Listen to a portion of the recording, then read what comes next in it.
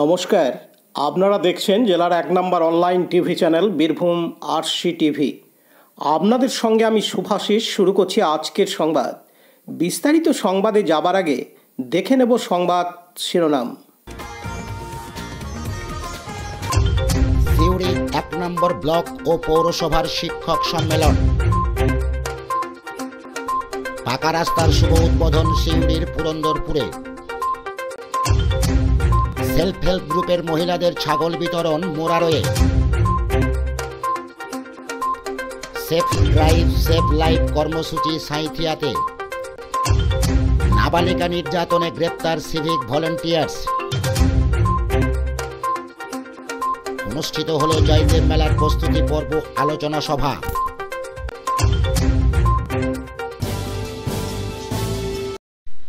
পশ্চিমবঙ্গ তৃণমূল মাধ্যমিক শিক্ষক সমিতির অন্তর্গত সিউড়ি 1 নম্বর ব্লক ও পৌরসভার শিক্ষক সম্মেলন অনুষ্ঠান আয়োজিত হল আজ শনিবার 14 ডিসেম্বর দুপুর 2টোয় সিউড়িতে। সিউড়ি রবীন্দ্র সদনে এই অনুষ্ঠানের শুভ সূচনা হয় পুষ্পবীণা সঙ্গীত শিক্ষা নিকেতনের শিল্পীদের উদ্বোধনী সঙ্গীত দিয়ে। অতিথিদের বরণ করেন ব্লক সভাপতি পার্থ ঘোষ। পরে স্বাগত ভাষণ দেন WBTST এর জেলা সভাপতি অভিজিৎ নন্দন। বক্তব্য রাখেন অনুষ্ঠানের মূল আকর্ষণ অনুব্রত মণ্ডল, সিউড়ির বিধায়ক বিকাশ রায় চৌধুরী, ডক্টর প্রলয় নায়েক। উপস্থিত ছিলেন WBTST এর রাজ্য সভাপতি গগন সরকার, পৌরপিতা উজ্জ্বল চট্টোপাধ্যায়, দীপক রায়, শিক্ষক সংগঠনের দায়িত্বপ্রাপ্ত শিক্ষক ও শিক্ষিকাগণ এবং সিউড়ি 1 নম্বর ব্লক ও পঞ্চায়েতের সভাপতিগণ। এদিন অনুব্রত মণ্ডল সম্মেলনে জানান, আপনাদেরকে জ্ঞান দেওয়ার অধিকার আমার নেই। আমরা মাস্টারমশাইকে মাস্টারই বলি, আপনারা শিক্ষাগুরু। আজকাল ছেলেমেয়েরা মানুষ হচ্ছে না, কারণ তারা মাস্টারমশাইদের সম্মান দেয় না। এদিন তিনি আরও জানান, আমি আরেকটা মিটিং আছে যাব। আপনাদের কাছে আমি একটা কথা বলবো, এখন অনেক ছেলেরা প্রচন্ড নেশাতে ভুক্ত হয়েছে। যারা মাস্টারমশাই আছেন তাদের কাছে আমার একটা অনুরোধ, আপনারা একটু দেখুন, আপনারাই পারবেন সেই সন্তানগুলোকে, সেই ছেলেগুলোকে ফিরিয়ে আনতে। আপনারা চেষ্টা করলে 100 বার পারবেন। তাই আপনাদের কাছে আমার একটা রিকোয়েস্ট, অনুরোধ, যা বলবেন। পার্থ দাস ও পতিত পাবন বৈরাগ্যের report, Birbhum RC TV, Suri. Suri 2 number ব্লকের পুরন্দরপুরের সাঁইথিয়া রোড PWD রোড হইতে পুরন্দরপুর পাঠানপাড়া পর্যন্ত পাকা রাস্তার শুভ উদ্বোধন করা হয় গতকাল শুক্রবার 13 ডিসেম্বর। এদিন এই রাস্তার উদ্বোধনে ছিলেন বীরভূম জেলা শাসক বিধান রায়, বীরভূম জেলা পরিষদের কর্মাধ্যক্ষ তথা সিউড়ি 2 নম্বর ব্লকের ব্লক সভাপতি নুরুল ইসলাম, বীরভূম জেলা পরিষদের অতিরিক্ত জেলা শাসক কৌশিক সিনহা, সিউড়ি 2 নম্বর ব্লকের BDO ঋষিকা দাস, উপপ্রধান, প্রধান সহ কর্মাধ্যক্ষ, পঞ্চায়েত সমিতির সদস্য ও স্থানীয় মানুষজন। এদিন এই রাস্তাটির উদ্বোধন করা হয় আনুষ্ঠানিকভাবে। ফিতে কেটে রাস্তাটির উদ্বোধন করেন জেলা শাসক বিধান রায়। প্রায় 45 লক্ষ টাকায় নির্মাণ করা হবে বলে জানান জেলা শাসক বিধান রায়। তাছাড়াও গ্রামের যে সকল রাস্তা এখনও কাঁচা রাস্তা রয়েছে সেগুলি দ্রুত পাকা রাস্তা করার আশ্বাস দেন জেলা শাসক বিধান রায়। এই রাস্তাটি নির্মাণ হলে পাঠানপাড়া সহ পুরন্দরপুর মেন রাস্তার সঙ্গে যোগাযোগ ব্যবস্থা সহজ হবে। শুধু তাই নয়, বর্ষাকালে এলাকার মানুষদের যাতায়াতের কোনো অসুবিধা হবে না এবং জব কার্ডধারীরা 100 দিনের কাজ যে সকল মানুষ করত তারাও নিযুক্ত হতে পারবে। রাস্তা ও বাড়ি নির্মাণ সহ একাধিক সরকারের কাজে তাদেরকে যুক্ত করা হবে বলে দাবি বীরভূম জেলা শাসকের। তবে 800 মিটার রাস্তাটির উদ্বোধন করায় খুশি গ্রামের মানুষজন। এদিন জেলা শাসক বিধান রায় জানান, আপনারা জানেন যে জলস্বপ্ন, যেটা জলজীবিকা মিশন আমরা বলি, JJM, তার কাজগুলি আমরা ত্বরান্বিত করছি। আমাদের একটি বীরভূমের মধ্যে 2টি বীরভূম আছে আপনারা জানেন। অর্থাৎ আমরা যখন সড়ক পথে ইলামবাজার থেকে যখন রামপুরহাটের দিকে যাই, বাঁদিকের অঞ্চলটি একটু আমাদের ভূপ্রকৃতি একটু জানেন যে একটু পাথুরে এলাকা আছে এবং তার একটা স্লোপ আছে, একটু গড়ানে অঞ্চল। এখানে জলটা দাঁড়ায় না, অনেকটা আমাদের পশ্চিমাংশের জেলাগুলি যেরকম অবস্থা, আর ডান দিকে সমতল ভূমি আছে। তো সেটাকে মাথায় রেখেই রাজ্যের মাননীয় মুখ্যমন্ত্রী বলেছেন যে শুধুমাত্র আমাদের লোকাল স্তরে যে জলের যে সোর্স, সেই সোর্সগুলোকে কিন্তু আমাদেরকে নিশ্চিত করতে হবে। সেই জন্যে বড় বড় নদী আমাদের যে এই জেলা থেকে যেগুলি গেছে, সেই নদী, বড় জলাশয় অর্থাৎ বড় পুকুর বা আগেকার দিনে হয়তো এক্স জমিনদারি যে জলাশয়গুলি আছে, অথবা নদী থেকে একেবারে খাল কেটে নিয়ে এসে বা চ্যানেল করে আমাদের একটি জায়গায় এরকম করা, নদীর মধ্যে কূপ তৈরি করে সেখান থেকে জল না, এটা নির্দেশ দিয়েছেন। সেগুলো আমরা পরিকল্পনা গ্রহণ করছি, আশা করছি। আমরা এখনও পর্যন্ত প্রায় 41% মতো আমরা এই কাজটি করতে পেরেছি। আমরা আশা করছি রাজ্যের মাননীয় মুখ্যমন্ত্রী যে নির্দেশ দিয়েছেন, সেই নির্দেশ মেনে খুব তাড়াতাড়ি কিন্তু আমরা 100% কাজ করব। এবং আরও একটি নির্দেশ দিয়েছেন যে প্রত্যেকটি বাড়িতে জল যাচ্ছে কিনা কিন্তু আমাদেরকে ভেরিফাই করে দেখতে।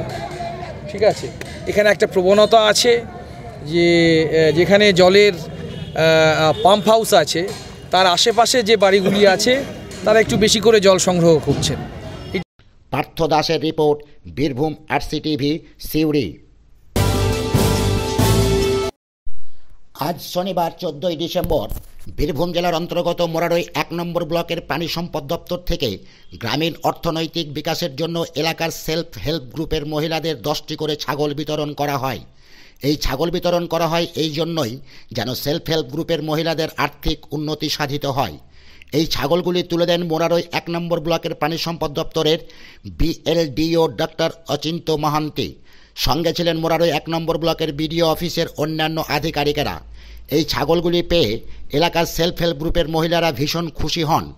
এদিন মোরারই 1 নম্বর ব্লকের প্রাণী সম্পদ দপ্তরের বিএলডিও ডক্টর অচিন্ত মহান্তি জানান, আজকে আমাদের হচ্ছে গ্রামীণ অর্থনৈতিক বিকাশের জন্য মহিলা যে এসএইচজি গ্রুপ আছে, তাতে আমাদের গোটা মোরারই যে 7টি অঞ্চল আছে, 7টি অঞ্চলের 10টি আমাদের এসএইচজি গ্রুপকে আমরা 10টি করে ছাগল বিলি করলাম। কী জন্য? যাদের আর্থিক বিকাশ হয় এলাকার, মানে ওদের নিজস্ব একটা সশক্তিকরণ হয়, এই জন্যে।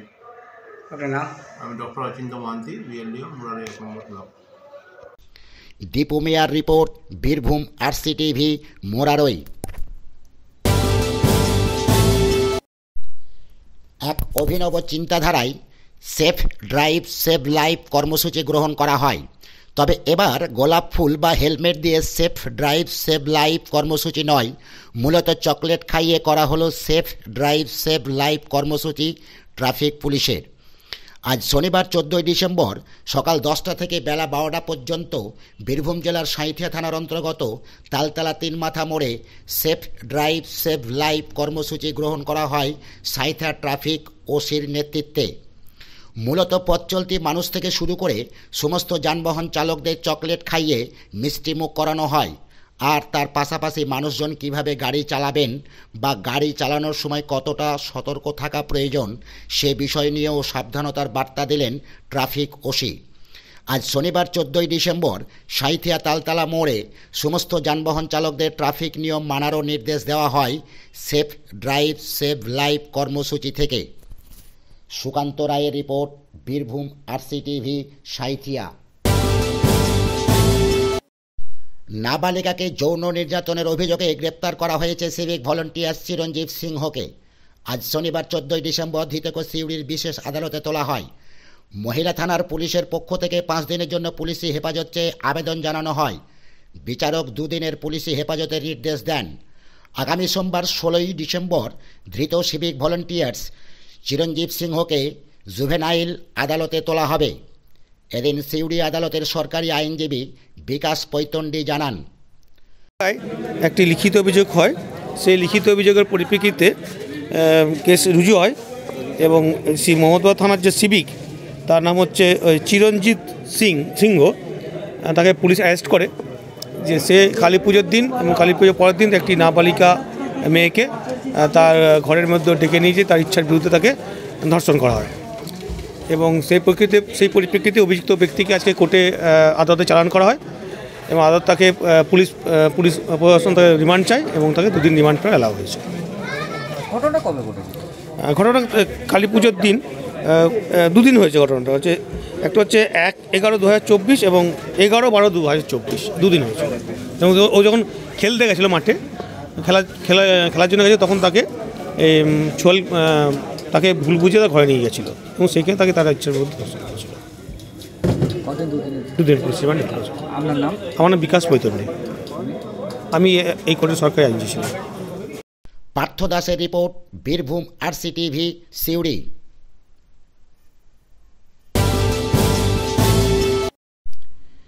বীরভূম জেলার জয়দেব কেঁদুলিতে 2025-এ যে মেলা অনুষ্ঠিত হবে তার প্রস্তুতি পর্ব আলোচনা সভার আয়োজন করা হয়েছিল আজ শনিবার 14ই ডিসেম্বর।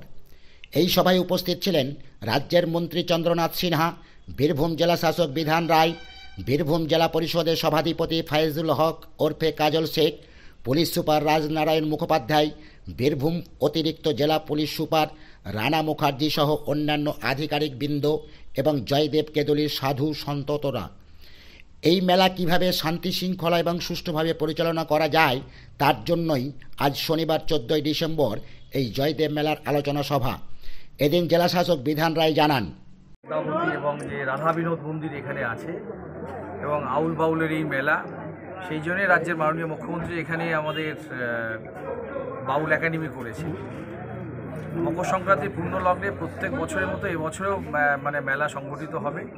এবার মকর সংক্রান্তি পড়েছে 14ই জানুয়ারি, অর্থাৎ 13ই জানুয়ারি থেকে কিন্তু আমাদের ভক্ত সমাগম সেটা কমপ্লিট হবে, এখানে আসবে তারা 13 তারিখে রাত 12টার পরে যে কোনো সময় তারা সেই যে পুণ্যস্থান, সেই পুণ্যস্থানে আমাদের অজয় নদে, যেটা আমাদের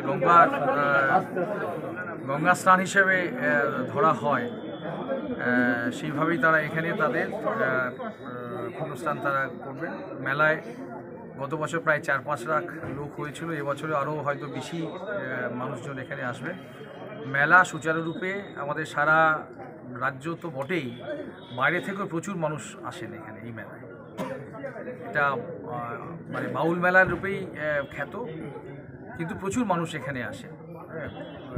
সেই মানুষজন যাতে এখানে মেলায় তারা অংশগ্রহণ করতে পারেন, তারা এখানে থাকতে পারেন এবং যা যা বিষয় যেগুলি আছে, প্রচুর মানুষ যেহেতু একসাথে এখানে আসছেন এবং আমাদের 4 দিনের মেলা 13, 14, 15, 16, সুতরাং এখানকার বাউলদের যে আখড়া, এখানে সাধু সন্তদের যে সমাগম, সেই উপলক্ষে যে দোকান বাজার বা ইত্যাদি যেগুলি অস্থায়ী রূপে আমাদের হয়, সেগুলি নিয়ে সব আলোচনা হয়েছে। আমাদের জেলা প্রশাসন থেকে, জেলা পরিষদ থেকে, পুলিশ প্রশাসন থেকে এবং আমাদের স্থানীয় যে ইলামবাজার ব্লক তথা পঞ্চায়েত সমিতি এবং এখানকার যে আমাদের জয়দেব কেঁদুলি যে গ্রাম পঞ্চায়েত। কাজী আমিরুল ইসলামের রিপোর্ট, বীরভূম RCTV, জয়দেব। আজকের সংবাদ এই পর্যন্ত। পরবর্তী সংবাদের জন্য চোখ রাখুন বীরভূম RCTVর পর্দায়। নমস্কার।